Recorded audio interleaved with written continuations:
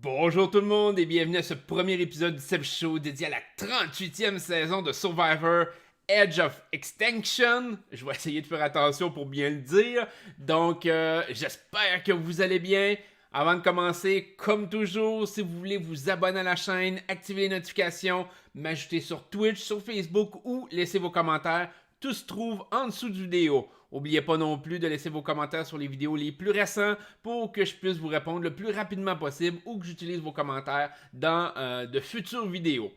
Donc, pour tous ceux qui se demandent, ça fait une semaine, 2 semaines que j'ai rien mis sur Facebook. Inquiétez-vous pas, mon vidéo sur Celebrity Big Brother s'en vient aussi. Je continue aussi mes vidéos sur les questions-réponses et je vous prépare peut-être un petit quelque chose d'autre que je vais ajouter un petit peu plus tard. Fait que, mais pour l'instant, c'est vraiment un rush de travail qui fait en sorte que j'ai un petit peu plus de difficulté à produire les vidéos. Mais je vais vous arriver avec ça bientôt. OK, donc on va rentrer dans le vif du sujet. Donc, la nouvelle saison de Survivor, ça fait depuis l'automne passé que je dis aux gens, je suis pas sûr cette saison-là. J'avais entendu beaucoup de rumeurs, beaucoup on pourrait dire de spoilers par rapport à cette nouvelle saison-là, de comment que ça pouvait se dérouler, des twists qui pouvaient en faire partie. Et aujourd'hui, on va peut-être se concentrer un peu plus sur les twists, moins sur les joueurs. Je pense que les joueurs, on apprend à les connaître, la majorité. Beaucoup de place a été faite avec les 4 qui sont revenus. Donc David, Aubrey, ensuite de ça, il y a eu Joe et évidemment Kelly. Donc, on a moins eu le temps de connaître les autres joueurs. Donc, c'est pour ça qu'aujourd'hui, je vais peut-être mettre ça un peu de côté. Je vais peut-être en parler un peu plus vers la fin du vidéo. Je vais vraiment m'axer sur les twists dans le jeu. Parce qu'il n'y en a pas juste une. Et c'est ça qui m'énerve un peu dans ce début de saison, dans ce premier épisode-là. Pour moi, il y a vraiment comme 3 twists distincts. Une que je suis pas sûr, une que j'aime pas et une que je l'ai trouvée intéressante. Fait qu'on va décortiquer ça. Donc, évidemment, la plus grosse twist, dans le fond, le thème de la saison, Edge of Extinction, c'est vraiment la twist que la personne qui se fait éliminer ne part pas directement du jeu. On lui offre l'opportunité de rester dans le jeu, d'aller vivre sur une île complètement déserte où elle peut partir, fait qu'après son élimination. J'ai de la difficulté avec cette twist-là. OK? En mon sens, plusieurs raisons. Je comprends le niveau de difficulté et on ne sait pas nécessairement comment que la twist va fonctionner. Là moi, ce que je me demande, c'est est-ce que ça va fonctionner un peu comme le Redemption Island, où ce que la personne se retrouvait sur une île déserte ou à un endroit et devait battre une autre personne, la personne suivante qui allait venir la challenger. Et donc, il y avait toujours juste une personne sur l'île en tout temps, on pourrait dire, d'une certaine façon. Ça avait changé un peu avec le temps, mais en tout cas, le principe était pas mal ça. Ou si vraiment tous les joueurs vont pouvoir s'accumuler, s'agglutiner sur cette île-là tranquillement, pas vite, et au final, peut-être avoir une chance de revenir dans le jeu. Sûrement un joueur, 2 joueurs ou quelque chose comme ça. Fait que, dans tous les cas, je trouve que c'est une twist qui est extrêmement désavantageuse par rapport aux joueurs. C'est-à-dire que vous n'avez pas, en vivant sur cette île-là, en tout cas, on va prendre par rapport à ce qu'on connaît un peu comme ce qu'il y a eu avec le Redemption Island ou des trucs du genre, vous n'avez pas à vous soucier tant que ça du côté social. Vous n'avez pas besoin de vous soucier du côté stratégique, de dire il faut que j'élimine quelqu'un, il faut que je me fasse des ennemis, n'importe quoi. Non, la seule et unique chose que vous avez à faire, c'est de gagner des compétitions. Ce qui fait en sorte que vous avez une chance incroyable de vous retrouver avec des membres potentiels du jury avec vous et d'être super chill, le jaser, avoir du fun avec eux autres parce que vous vous cassez pas la tête sur la stratégie, sur le fait qu'il faut que vous blindsidiez quelqu'un ou n'importe quoi de ce genre-là. Et au final, si vous revenez dans le jeu et que vous réussissez à faire la finale, on s'entend-tu que les gens avec qui vous avez gravité sur l'île pendant tout ce temps-là, qui sont devenus chumés avec vous autres, que vous n'avez pas poignardé dans le dos, vous n'avez rien fait de mal, ben, il y a des grosses chances qu'ils vous apprécient plus que les finalistes qui les ont probablement envoyés dans le jury, qui les ont probablement envoyés sur l'île. Fait que ça, c'est la vision de si les gens se rassemblent toutes là.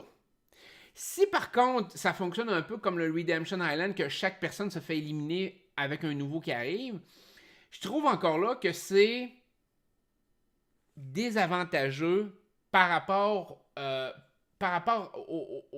au gameplay, parce que reste quand même que stratégiquement, tu t'es fait éliminer.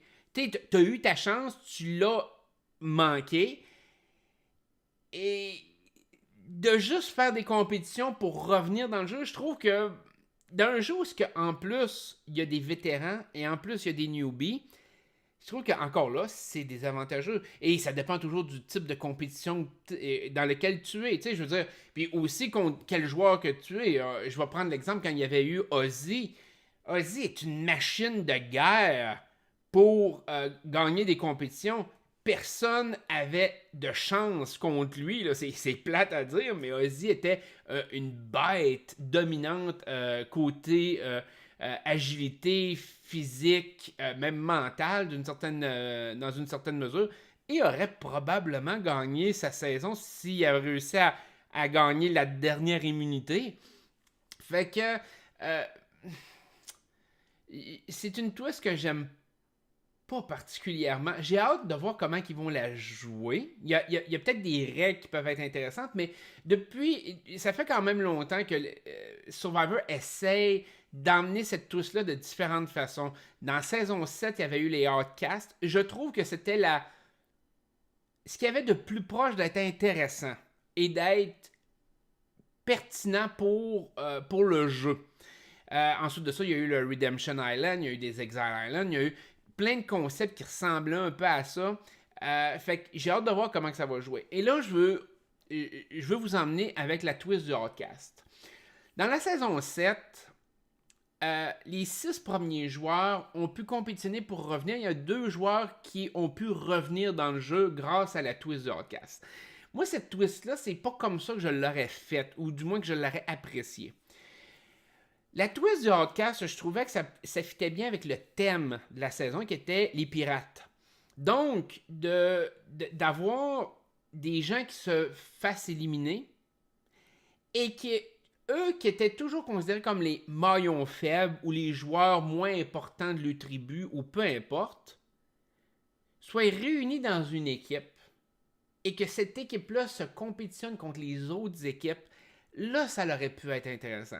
C'est ce qui est arrivé pour l'espace d'un épisode dans la saison 7, mais ça n'a pas été une twist qui a été ramenée par la suite. Donc moi, comment je l'aurais vu ou comment j'aurais voulu la voir, c'est de dire, t'arrives, tu commences ta saison, t'as les 6 premiers qui se font éliminer. À ce moment-là, t'as 2 équipes il reste comme 2 équipes de 6, mettons, qui sont encore en place. Et là, les Outcasts reviennent. Et là, le jeu recommence à 0 avec 3 tribus. Et là, 2 personnes partent par épisode jusqu'à temps du merge. Moi, à ce moment-là, j'aurais dit, man, ça aurait pu être intéressant à voir parce que les Outcasts auraient peut-être pu botter le cul des autres tribus simplement par la frustration d'avoir été éliminés. Ça aurait pu être nice. La formation de ce tribu-là aurait aussi été particulière parce que ça aurait été formé parce qu'il aurait été les rejets des autres tribus. Mais le fait de juste en ramener 2 sur les 6 à ce moment-là, j'ai trouvé ça faible comme twist.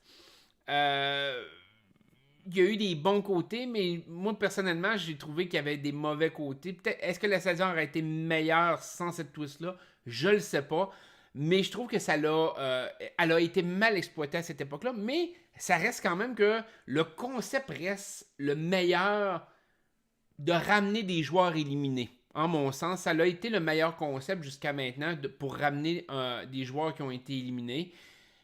Fait que j'ai hâte de voir dans cette saison-ci si l'exploitation de cette twist-là va être mieux ou si ça va être exécrable. Moi, j'ai l'impression que ça sera pas bon. Sincèrement, j'ai ce feeling-là. Mais je peux être surpris. Peut-être que ça va être super bon puis qu'on va avoir du fun. Donc, c'est ça. Donc, être abandonné sur une île complètement déserte avec absolument rien, oui, ça rajoute le côté de difficulté. De dire, ben, il faut que tu mérites vraiment ta place. Puis le monde peuvent abandonner. Je veux dire, le monde peut dire, écoute, moi, j'endure pas ça, là.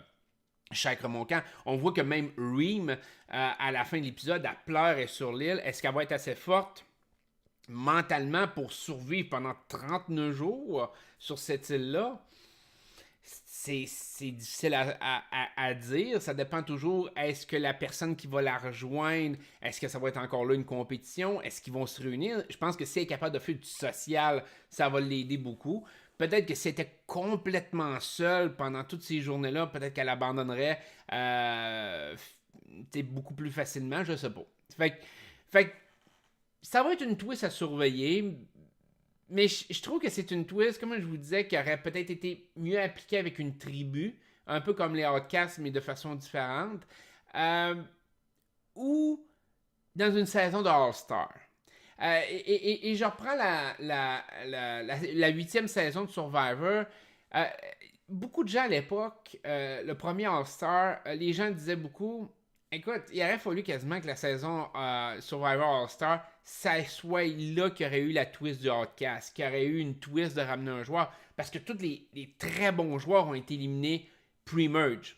Je veux dire, toutes les légendes de Survivor avaient été éliminées avant le merge par des joueurs, excusez l'expression, mais de seconde zone. Je veux dire, Jenna était pas une joueuse importante, Amber était pas une joueuse importante. Fait que Rob prenait des risques, était très stratégique, mais il n'avait pas été un grand joueur à ce moment-là. Il avait marqué un peu le début de la saison 4, Marquesas, mais il n'avait pas été un très grand joueur qui avait autant marqué les esprits, on pourrait dire. Donc, puis, de ce côté-là, je pense que dans un All-Star, c'est une twist que le monde pourrait apprécier parce que ça pourrait ramener quelqu'un qui est extrêmement fort. Mais sinon, je trouve que la twist a pas tant de sens. Et là, ça m'amène un peu à la deuxième twist du jeu, qui est la twist des 4 joueurs qui reviennent. Encore là, je trouve que c'est tellement une twist de merde. Ramener des joueurs qui ont marqué Survivor dans une saison qui n'est pas ni un All-Star, ni un Heroes contre vilain, rien de ça. C'est vraiment une saison random où tu pitches 4 joueurs divisés en deux dans 2 tribus, puis c'est comme, tiens, débrouillez-vous, vous avez, dans le fond, vous devenez juste des joueurs.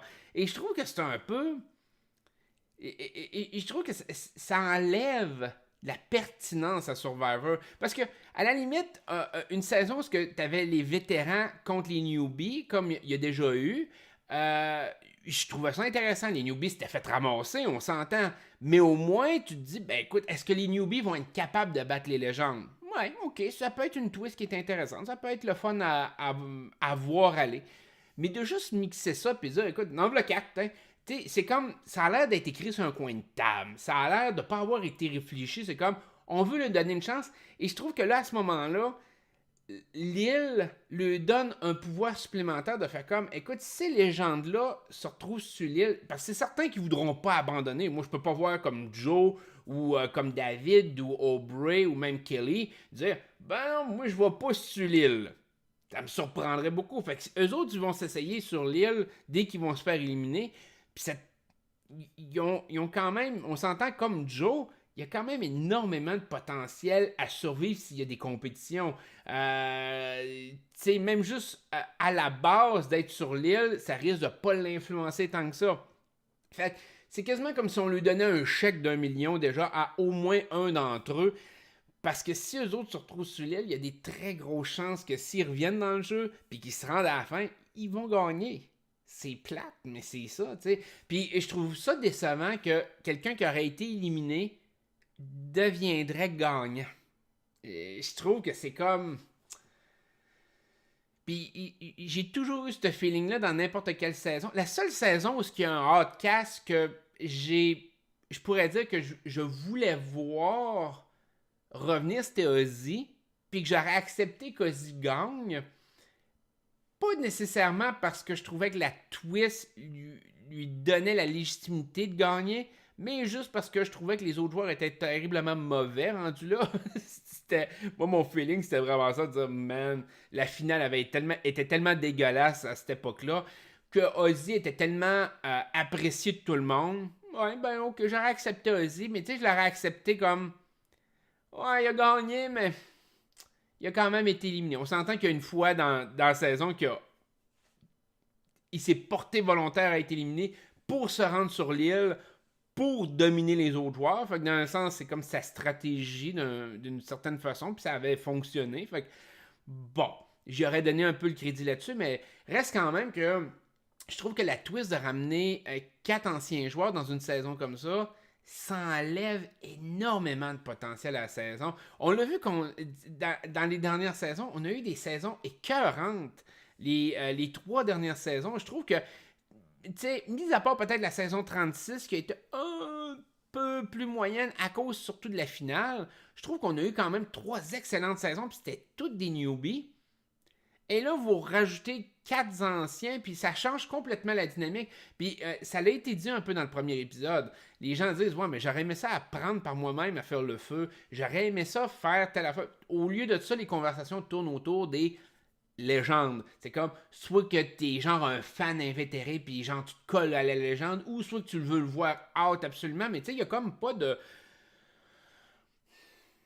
Il n'y a pas de dynamique de je découvre l'autre puis il y a une grosse stratégie parce que tout le monde est égal.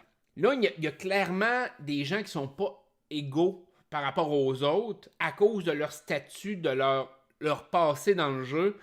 Puis je trouve ça comme décevant. Et je trouve ça plate à voir, sincèrement. Puis dire, ah ben elle, c'est une légende. Kelly, elle a fait des gros mots. On devrait peut-être la voter out. Moi, on devrait la voter out. Ouais, parce que c'est une légende. Puis ça, c'est les mêmes choses par rapport à toute la stratégie, souvent quand c'était les emplois, entre autres, ou des trucs du genre. Ça a été surtout dans les premières saisons que c'est arrivé. Mais j'ai toujours trouvé ça un peu plate. Puis encore là, je trouve ça plate. Fait que c'est une twist que je déteste, de ramener des joueurs dans des saisons où la majorité, surtout la majorité sont des newbies. On l'a vu aussi avec dans Big Brother. C'était saison 14 quand Dan est revenu. Encore là, ça avait été 4 anciens. Il y avait eu Mike Boogie, il y avait eu Dan, il y avait eu Britney, puis il y avait eu Janelle qui étaient revenus. Et à la fin, Dan, il a fallu qu'il twiste les affaires tellement intenses pour se sauver le cul pendant toute la saison. Le jury, il a pas donné l'argent juste parce que, ben, un, il avait déjà gagné, puis deux, ben, il a fallu qu'il soit dirty, mange-marde au coton pendant toute la saison pour essayer de survivre. Puis le monde était comme, oh, regarde, on lui donnera pas l'argent par frustration à cause de ça. Mais Dan méritait 100 fois de gagner. Je veux dire, s'il n'avait pas gagné avant, je vois pas Yann gagner à ce stade-là, mais peut-être que oui. Mais je pense que Dan n'aurait pas eu besoin de jouer aussi sale s'il avait été inconnu dans le jeu. Fait que c'est un peu la même chose dans cette saison-ci. J'ai l'impression que les gros joueurs vont être obligés de jouer très sale ou de se faire éliminer puis de compter sur la lock de l'île de l'île d'extinction. Là. Je sais pas comment l'île s'appelle exactement, mais en tout cas, bref, je vais la surnommer comme ça. Là. Fait que bref, c'est une twist que j'aime pas. Là, on arrive à la twist qui me plaît par contre dans Survivor cette saison-ci, en tout cas du moins jusqu'à maintenant, parce que c'est arrivé juste une fois. Et j'ai pas l'impression que c'est arrivé dans le passé. Je me trompe peut-être, j'ai pas l'image que c'est déjà arrivé, mais la twist de l'avantage où ce que tu as le choix de faire ce que tu veux dessus. Et ça, c'est intéressant. Parce que dans le fond, ça donne beaucoup plus de pouvoir aux joueurs de s'adapter à ce qui se passe autour de lui. Je veux dire, voler un reward d'une équipe, ben, ça peut être intéressant. Tu peux arriver et dire, écoute, tu vas te chercher un avantage. T'sais, même si l'équipe gagne une immunité ou gagne quelque chose, tu y voles sa récompense. C'est comme, d'un autre côté, ça te fait haïr en salle. T'sais, ta tribu va t'aimer beaucoup, l'autre tribu va te détester. Est-ce que c'est vraiment un bon gameplay? Si t'as pas besoin de dire que c'est toi, je dirais oui. Oui, c'est un très bon gameplay. L'autre équipe va détester toute ta tribu de façon égale, fait que c'est correct. Si tu as besoin de te dévoiler, ça c'est un élément qui serait un peu plus poche. Voler un vote, ouais, ça peut être super intéressant de voler le vote de quelqu'un. Mettons que tu as une égalité, mettons que tu es proche d'avoir une égalité. Ça peut être la petite twist sans être immunisé. Juste la petite twist de switcher un vote pour te donner l'avantage. Ça peut être intéressant. Et évidemment, l'immunité, dans le fond, l'immunité cachée. Fait que je trouve que de donner le choix aux joueurs, c'est risqué, puis j'aime ça. Dans le sens que les joueurs peuvent se planter d'une façon inouïe. Moi, c'est sûr que le premier réflexe, c'est de dire, écoute, je vais prendre l'immunité cachée. Mais c'est peut-être pas la meilleure stratégie, surtout dans un système. La seule chose que je déteste par rapport à cet avantage-là, c'est que c'est juste pour les 3 premiers votes. Donc, les quelques premiers jours, ou les 3 premiers jours, je ne me rappelle pas, là, mais je pense que c'est jusqu'au 3e vote. Dans un contexte comme ça, là tu es pressé de l'utiliser. Et ça, j'aime moins ça. C'est de dire, écoute, faut que je l'utilise ou que je l'utilise pas pantoute. Il me semble que, à moins que tu sois vraiment en danger, pour quelqu'un qui l'est pas en danger, utiliser ce pouvoir-là est pas vraiment avantageux pour lui à l'heure actuelle. C'est un pouvoir qui pourrait être intéressant à long terme. De dire, écoute, est-ce qu'à un moment donné, ça va rentrer en ligne de compte? On l'a vu un peu dans saison 37 avec David contre Goliath, tous les pouvoirs qui ont commencé à se mettre en place après le merge, ça a été juste épique, mais ça a pris du temps. Ça a été bâti au fil du temps pour donner ces moments épiques-là. L'élimination de Dan, l'élimination de John, c'était tous des beaux moments de TV, mais ça a été bâti au fil du temps grâce aux avantages puis grâce aux idoles qu'il y avait à ce moment-là.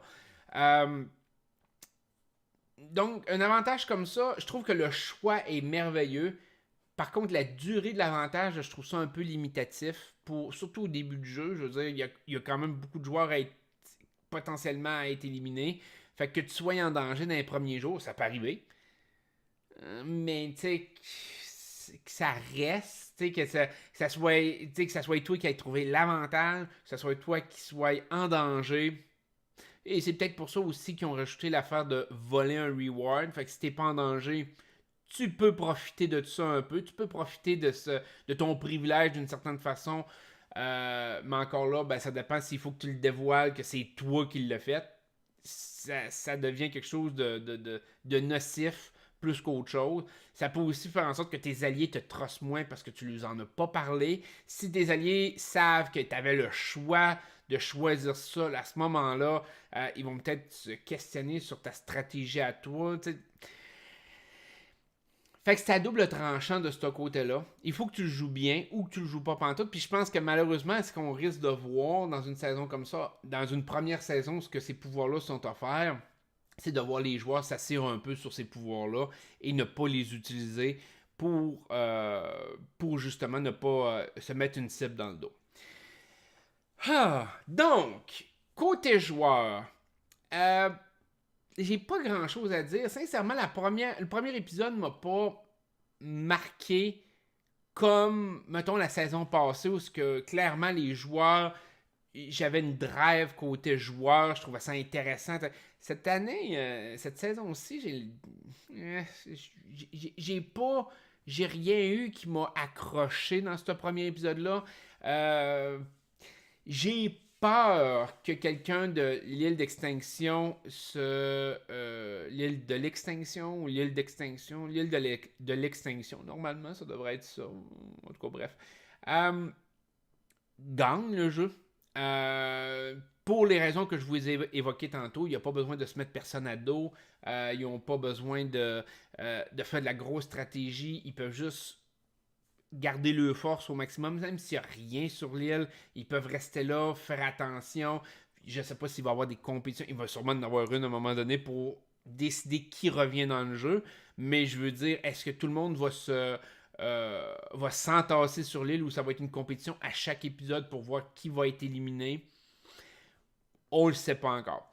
Fait que, première impression de cet épisode-là, un épisode qui m'a laissé sur ma faim, que beaucoup de choses qui m'ont gossé, puis que les personnages sont pas super intéressants jusqu'à maintenant. Du moins, moi, personnellement, ça m'a pas tant accroché. Il y a du potentiel.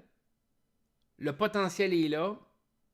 Mais est-ce que le potentiel va créer quelque chose de particulier? Présentement, j'ai un mauvais feeling par rapport à cette saison-là. Je sais pas pourquoi, mais j'ai un feeling que ça va être la moins bonne saison depuis 4-5 saisons. J'ai vraiment cette impression-là que ça va être la saison qu'on va. À la fin, on va comme. C'est correct. Mais on va voir. On va l'analyser à toutes les semaines. Fait que je vais être capable de vous en parler de façon constante. Fait que je vais vous souhaiter une excellente journée. Prenez soin de vous autres. Merci beaucoup d'avoir écouté. Et on se dit à la prochaine. Bye bye.